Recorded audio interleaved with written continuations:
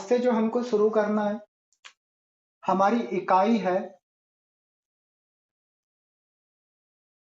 इकाई नंबर 6, जिसका नाम है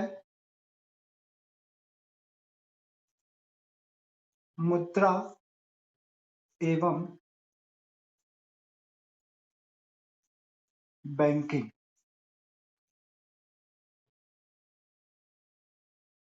ये हमारी इकाई का नाम है। इस इकाई में कितने चैप्टर हैं, अपन ऐसे नंबर्स में बात नहीं करेंगे। हमको तो जो भी चैप्टर करना है, एक के बाद हम एक लिखते जाएंगे। हम बस इकाई डालेंगे और अध्याय डाल डाल के लिखते चलेंगे। उसमें हम ये नहीं देखेंगे कि किसके अंदर कौन सा चैप्टर है, कौन से नंबर का चैप्टर है। उससे हमको कोई मतलब नहीं, क्योंकि पढ़ना जब हमको पूरा ही है तो हम नंबर डाल डाल के क्यों बताइए ये वाला चैप्टर वो वाला चैप्टर।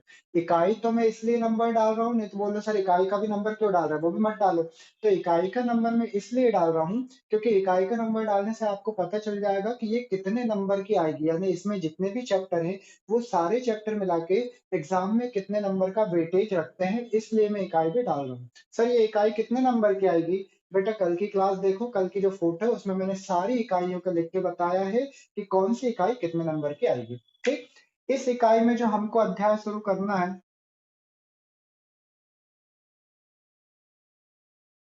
उस अध्याय का नाम है मुद्रा। मतलब हमारा पहला अध्याय है मुद्रा।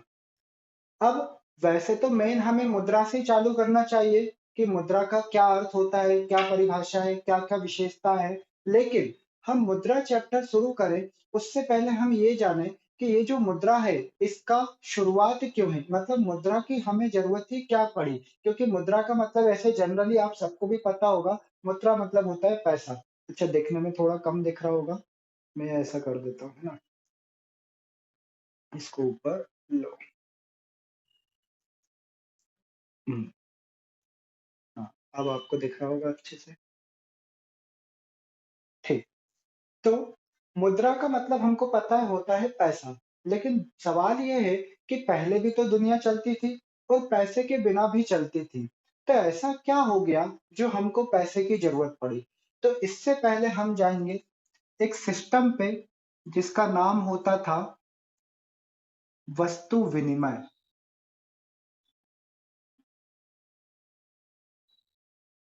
वस्तु विनिमय। अब वस्तु विनिमय का मतलब तो देखो, वस्तु तो यानी कोई चीज, और विनिमय का मतलब होता है अदला बदली। यानी हम बोलते हैं जब मुद्रा का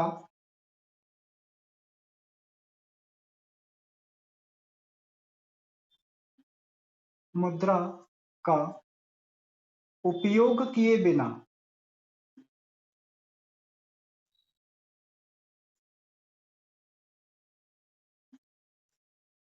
वस्तु का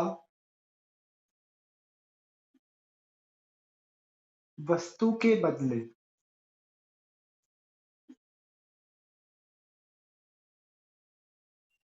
जो आदान प्रदान है,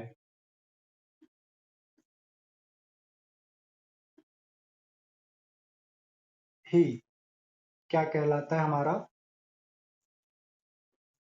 वस्तु विनिमय कहलाता है।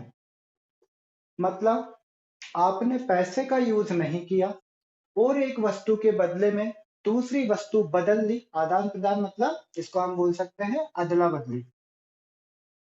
अदला बदली। बेटा ये मैं समझाने के लिए लिख रहा हूँ, एग्जाम में मत लिख के जाना अदला बदली। जो प्रॉपर वर्ड है आपको वही लिखना है कि मुद्रा का उपयोग नहीं करो, पैसा का उपयोग मत करो, और अगर आप वस्तु के बदले वस्तु का आदान प्रदान कर दो तो इसे ही हम क्या बोलते हैं, वस्तु विनिमय बोलते हैं। अब हमको तो क्या पढ़ना है, मुद्रा पढ़ना है, और हमको ये जानना है कि मुद्रा की जरूरत क्यों पड़ी। तो उसके लिए हमने एक मीनिंग देखी जिसका नाम क्या है, वस्तु विनिमय। अब सवाल ये, हमने वस्तु विनिमय पढ़ा क्यों। हमको तो पता है कि पहले जमाने में मुद्रा का उपयोग नहीं होता था और वस्तु के बदले में वस्तु ही चलती थी, तो उसको हम वस्तु विनिमय कहते हैं। ठीक है, हम समझ गए।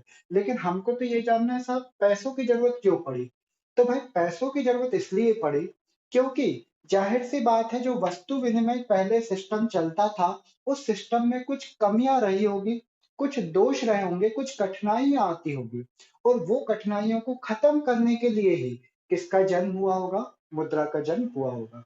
तो अब हमको ये देखना है कि ऐसी कौन-सी दिक्कतें या परेशानी थी वस्तु विनिमय में, जिसकी वजह से हमको मुद्रा को पैदा करना पड़ा, मतलब मुद्रा नाम का एक कॉन्सेप्ट को हमको लाना पड़ा। तो अब हम क्या जानने वाले हैं? हम जानने वाले हैं वस्तु विनिमय की कठिनाइयाँ, या हम बोल सकते हैं उसको दोष। दोष लिखा है ना, दोस्त नहीं लिखा है। मैंने कहा अच्छा दोस्त वो फ्रेंड, या फिर इसमें बोल सकते हैं हम कमी। तो एक-एक करके हम जानेंगे कि वस्तु विनिमय में क्या दोष या कमियाँ थी। सर हमको ये बोर्ड पे जो आप लिख रहे हैं वो लिखना है। हाँ बेटा, मैंने आपको कल बोला था ना आपको एक छोटी-सी कॉपी बनानी है जिसमें आपके ये पूरे रिवीजन नोट्स बनाएँगे। मैं जो भी बोर्ड पे लिखूँगा वो आपको लिखना है। हाँ, अभी भले मत लिखो, मैं समझा रहा हूँ तो भले मत लिखो, मैं फ़ोटो खींच के तो आपको दूँगा ही, है ना? लेकिन अगर आप चाहें तो साथ में लिख सकते हैं, लिखने में कोई बुराई नहीं है। पर मेन फ़ोकस आपका समझने में होना चाहिए, ना कि लिखने में। लिख तो आप बाद में भी सकते हो, पर समझोगे बाद में कैसे, है ना? ठीक है, तो कमियाँ देखते हैं। वस्तु विनिमय की सबसे पहली जो कमी थी, वो था दोहरे संयोग का अभाव। अब ये जो दोहरा संयोग होता है, पहले तो हम ये जानेंगे, उसके बाद जानेंगे आप जो बोल रहे हैं अभाव मतलब कमी, यानी दोहरे संयोग की कमी। तो पहले हम ये तो जान लेंगे दोहरा संयोग क्या होता है। तो देखो, पहले तो वस्तु विनिमय का हमने मीनिंग लिखा, एग्जाम्पल तो अभी समझे ही नहीं। अब सबसे पहले हम एक एग्जाम्पल ही समझ लेते हैं। ये मान लो ए नाम का पर्सन है और ये एक बी नाम का पर्सन है। ए के पास है साहब क्या? गेहूं। और बी के पास है क्या? दाल। एक के पास है गेहूं और एक के पास क्या है? दाल। तो अब ए कहता है भाई तुम मुझे क्या दे दो? दाल दे दो। और मैं तुम्हें बदले में क्या दे देता हूं? गेहूं। मतलब इसके पास गेहूं चला जाएगा और दाल किसके पास आ जाएगी? इसके पास। जितनी भी मात्रा में इनको लेन देन करना हो, यानी ए ने अपनी वस्तु दी, बी ने अपनी वस्तु दी, पैसे बीच में आए ही नहीं। तो इसीलिए इसको हमने क्या नाम बोला? वस्तु विनिमय। यानी इन दोनों के बीच जो व्यवहार हुआ, जो लेन-देन हुआ, उसका नाम हमने क्या बोला? वस्तु विनिमय बोला। अब हम ये जो वस्तु विनिमय का मीनिंग पढ़ लिए, तो पहली कठिनाई क्या बोल रहे हैं वो दोहरे संयोग का अभाव, जिसमें अभी हमको मतलब जानना है दोहरे संयोग का मतलब क्या होता है। तो देखो, दोहरे संयोग, दोहरे मतलब दोनों साइड, और संयोग यानी इत्तेफाक, यानी दोनों साइड से इत्तेफाक। तो दोनों साइड से इत्तेफाक का मतलब क्या है कि जैसे ए था, उसके पास गेहूं था, उसको दाल की जरूरत थी। बी जिसके पास दाल थी उसको गेहूं की जरूरत थी। इसका मतलब आप दोनों में प्रॉपर दोहरा संयोग बैठ गया, जिस वजह से जिसके पास गेहूं है उसको दाल की जरूरत थी, जिसके पास दाल है उसको गेहूं की जरूरत थी। दोनों लोग मिले और दोनों लोग संयोग से एक दूसरे की वस्तु लिए बैठे थे, तो आप दोनों के बीच में वस्तु विनिमय हो गया। लेकिन सोचो, अगर बी के पास दाल नहीं होती और दाल की जगह उसके पास क्या होते? चावल होते। अब बी को बदले में तो गेहूं ही चाहिए, लेकिन ए को बदले में क्या चाहिए थी? दाल चाहिए थी। तो इसका मतलब बी को तो वो मिल जाएगा जो ए के पास है, लेकिन ए जो चाहता था वो तो बी के पास है ही नहीं। यानी इस बार आप लोगों का संयोग ऐसा नहीं बैठा कि आप लोग वस्तु विनिमय कर पाओ। तो दोहरे संयोग का मतलब क्या हुआ? दोनों व्यक्तियों के पास एक ही समय पर एक दूसरे की आवश्यकता की वस्तु होना, इसे बोलते हैं दोहरा संयोग। क्या बोला मैंने दोहरा संयोग? कि दोहरा संयोग मतलब दो व्यक्तियों के पास एक दूसरे की जो आवश्यकता की वस्तु है, उसका एक ही समय पर उपलब्ध होना दोहरा संयोग कहलाता है। और वस्तु विनिमय में सबसे बड़ी प्रॉब्लम इसी दोहरे संयोग के अभाव की थी कि दोहरा संयोग हर बार मिले, ऐसी गारंटी नहीं है साहब। ऐसा जरूरी नहीं है कि दोनों लोगों के पास एक दूसरे की वस्तु हो। अरे भाई मेरे पास तो, इसके पास तो चावल है तो चलो फिर भी ठीक है, साइकिल होगी तो साइकिल होगी तो कैसे करेगा? क्या गेहूँ दे के साइकिल खाएगा क्या ये? तो इसका मतलब ये हुआ कि जब वस्तु विनिमय था उसकी पहली बुराई तो यही थी कि उसमें दोहरे संयोग की ज़रूरत होती थी और उसी की सबसे ज़्यादा कमी पाई जाती थी, क्योंकि 2 लोगों के पास एक-दूसरे की वस्तु हो ही, इसकी संभावना, इसका संयोग होना, इसका कोइंसिडेंस होना बहुत कम होता था। तो ये हमने पढ़ा पहला क्या? दोहरे संयोग का अभाव। अब दूसरे नंबर पे हम बात करेंगे सर्वमान्य मूल्य मापक का अभाव। अब सर्वमान्य मूल्य मापक का अभाव क्या है? हम इसका मतलब जानते हैं। तो पहले हम जानेंगे सर्वमान्य मूल्य मापक क्या है? तो देखो, सर्वमान्य का मतलब होता है जो सभी जगह माना जाए। मूल्य मापक यानी मूल्य को मापने वाला। तो सभी के द्वारा मानने वाला जो मूल्य का मापक है उसकी कमी थी। वो कैसी थी? वो भी अपन यहाँ पे समझते हैं, है ना? अब अपन ये ए और बी को ही रहेंगे रखेंगे और इसमें बस यहाँ पे एग्जाम्पल बदलते जाएंगे। अब जैसे देखो, ए ने बी के साथ जो व्यवहार किया, क्या किया था उसने? उसने 10 बोरी गेहूं दी थी, गेहूं दिए थे, है ना? ऐसा लिखता हूँ, यहाँ पर लिखता हूँ 10 किलो लिख देता हूँ। बोरी फोरी कौन लिखे? इतना सारा गेहूं का क्या करेगा वो? खा के मरेगा क्या? यहाँ पे इसके पास थे क्या? गेहूं। और इसके पास था क्या? दाल थी, है ना? ये मत बोलना सर अभी तो चावल थे। अरे भाई, दाल रख लो चावल रख लो, मुझे उससे कोई फर्क नहीं पड़ता। 10 बोरी गेहूं दिए और दाल कितनी ली उसने? 2 किलो दाल ली थी। ये इन दोनों के बीच ऐसा व्यवहार हुआ था कि ए के पास गेहूं थे तो उसने 10 किलो गेहूं दिए बी को और बदले में क्या लिए? 2 किलो दाल ली। अब बात होगी ए और सी के बीच व्यवहार की, और सी के पास भी क्या है? दाल। इस बार वो ए के साथ, इस बार ए जो है वो सी के साथ लेन देन करना चाहता है, बी के साथ नहीं करना चाहता। तो देखो, अब जब वो उसको सी के साथ लेन देन करना है तो वो क्या कहेगा? ये ले भाई, 10 किलो गेहूं ले ले और मुझे बदले में कितनी दाल दे दे? 2 किलो दाल दे दे। तो सी क्या कहेगा? 2 किलो दाल नहीं दूंगा, 10 किलो गेहूं में तो मैं 1 किलो ही दाल दूंगा। तो ये कहेगा साहब ये तो गलत बात है, 10 किलो गेहूं में तो मैं 1 किलो ही दाल दे रहा है, बल्कि मैंने जब बी के साथ व्यवहार किया था तो 10 किलो गेहूं दे के मैंने 2 किलो दाल ली थी और तुम मुझे 10 किलो में 1 ही किलो दाल दे रहे हो। तो सी कहेगा साहब तूने क्या किया था मुझे नहीं पता, मैंने तो किसी और को भी 1 किलो दाल दी थी और बदले में 10 किलो गेहूं लिए थे, तो मैंने तो किसी और के साथ इस तरीके का व्यवहार किया था, तो मैं तो तेरे साथ भी वही करूंगा। इसका मतलब ये है कि सी ने कभी क्या किया होगा?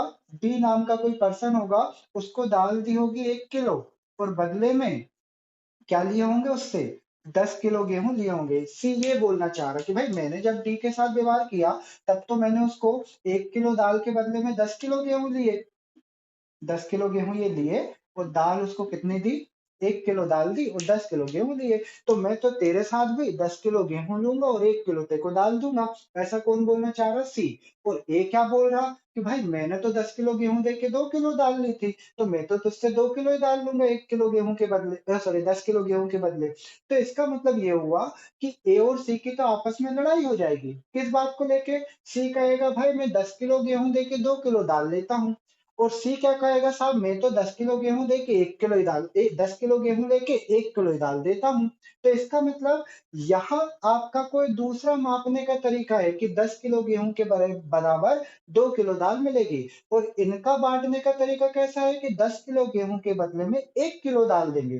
तो इसका मतलब जो मूल्य है आपके 10 किलो गेहूं का, कि 10 किलो गेहूं के बदले में 1 किलो दाल मिले या 2 किलो दाल मिले, इसमें एक मत ही नहीं हो। यानी जो सर्वमान्य मूल्य मापक है कि 10 किलो गेहूं बराबर कितनी दाल? 2 किलो या 1 किलो, इस पे आप एक मत ही नहीं हो। तो इसे हमने बोला सर्वमान्य मूल्य मापक का अभाव, कि 10 किलो गेहूं के बदले में यानी किसी वस्तु के बदले में दूसरी वस्तु की कितनी मात्रा दी जाए, इसकी मापने का सर्वमान्य कोई तरीका नहीं था।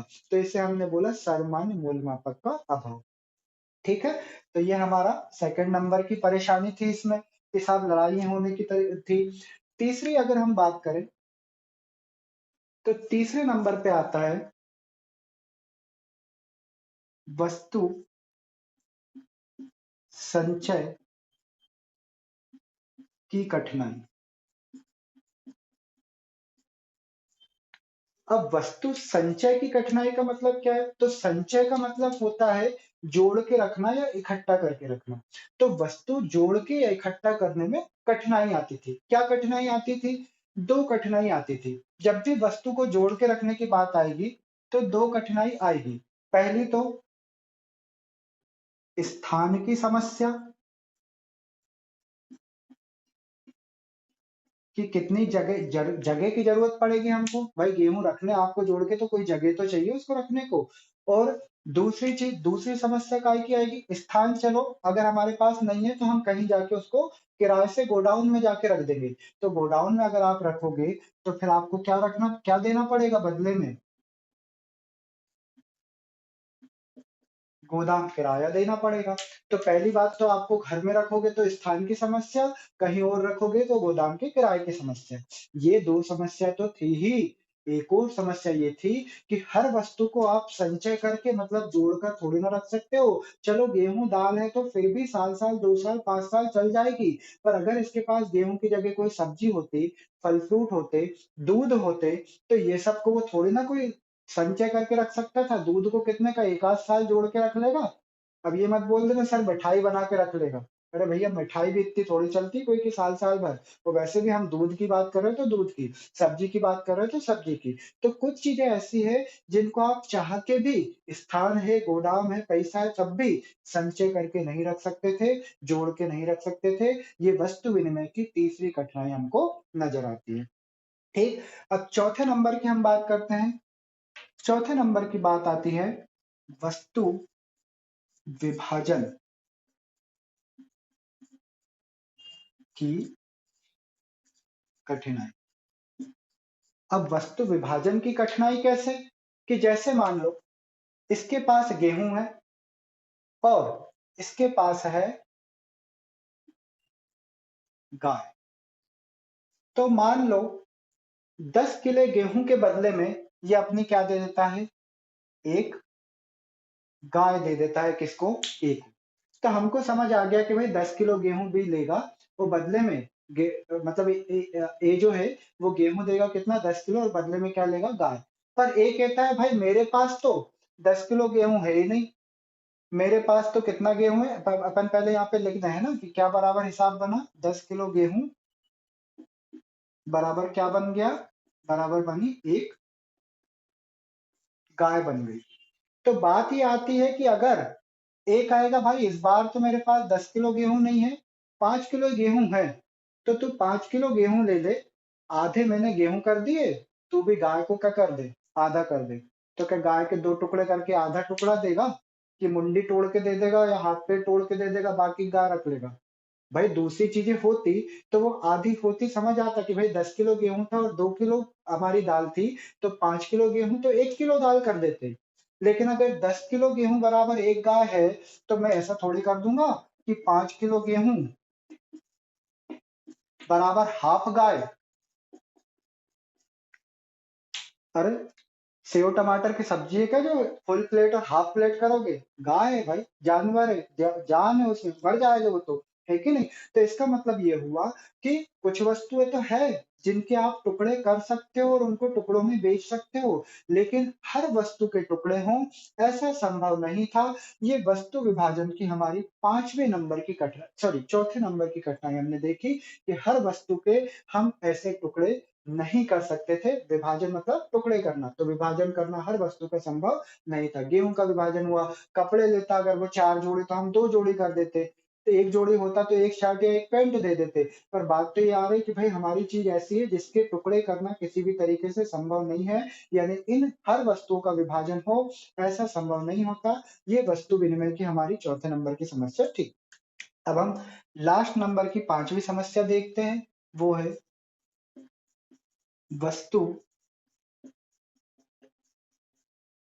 हस्तांतरण की कठिनाई। लिखें, अब सब में कठिनाई लिख रहे हैं तो यहाँ पे भी कठिनाई ही लिखें। कठिनाई। अब वस्तु हस्तांतरण की कठिनाई को हम कैसे समझें? तो उसके लिए देखो अपन एक काम करते हैं। यहाँ पर हम लिखते हैं, ये है रेड पेन का यूज हो रहा है ना इसका, तो ये ए था और ये बी था। अब ए के पास क्या था, गेहूं, बी के पास थी क्या, दाल। ये रहता है भैया, अपन लोग कहाँ के लोग हैं भाई, अपन लोग इटारसी वाले हैं, तो अपन यहाँ पे इसको कर देते, कहाँ भेज दें भाई इसको, इसको भेज दो भाई मुंबई।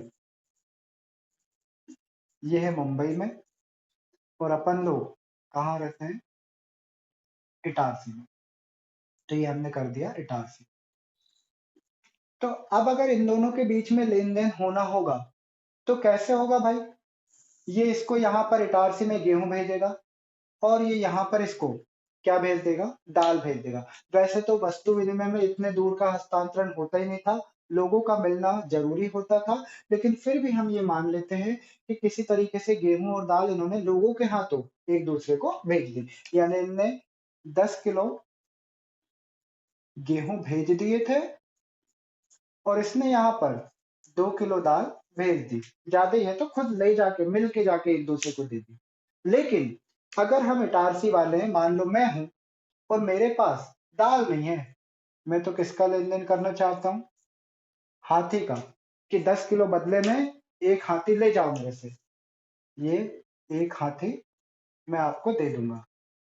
पर समस्या ये है कि मैं तो हूँ इटारसी का और ये रहता है मुंबई में, तो क्या करूं, सर पे उठा के ले जाऊं हाथी को, कि ठेले में धका के ले जाऊं हाथी को, क्या पॉसिबल है, नहीं। क्योंकि चीज ऐसी है कि मैं चाहकर भी उसका हस्तांतरण इसको नहीं कर सकता। क्यों, क्योंकि पास में होता तो चलो भाई बैठ के ले जाता और उसको दे आता, लेकिन बात यह है कि वो इतनी दूर रहता है कि मेरे लिए वस्तु का हस्तांतरण मतलब भेजना, हस्तांतरण का मतलब एक स्थान से दूसरे स्थान पर भेजना, वो संभव नहीं था। तो इसका मतलब हमने देखा कि वस्तु विनिमय जो था, जिसमें आप वस्तु के बदले वस्तु का विनिमय कर लो, पैसे की जरूरत ही नहीं पड़ती थी। लेकिन जब हम वस्तु विनिमय का जो सिस्टम करते थे, उस समय उसमें कुछ परेशानियों का हमको सामना करना पड़ता था, जिसके लिए सॉरी, जो सामना करना पड़ता था उसके हमने अभी एग्जाम्पल देखे। अभी हम नेक्स्ट जो क्लास है उसमें ये देखेंगे कि क्या ऐसा हो गया जो पैसा आया और उसने इन सारी परेशानियों का हल कर दिया। यानी हमने आज की जो क्लास में देखा उसमें क्या देखा, वस्तु विनिमय का अर्थ देखा, और हमने जाना कि जो वस्तु विनिमय सिस्टम था उसमें क्या क्या कठिनाइयां या परेशानियां हमको देखने को मिलती थी। और कल की क्लास में हम क्या देखने वाले हैं, कल की क्लास में हम देखेंगे मुद्रा का क्या अर्थ होता है, और मुद्रा ने आकर किस तरीके से ये जो वस्तु विनिमय की इतनी प्रॉब्लम्स थी उसको सॉल्व कर दिया, है ना। ये हम देखने वाले हैं कल की क्लास में, ठीक है।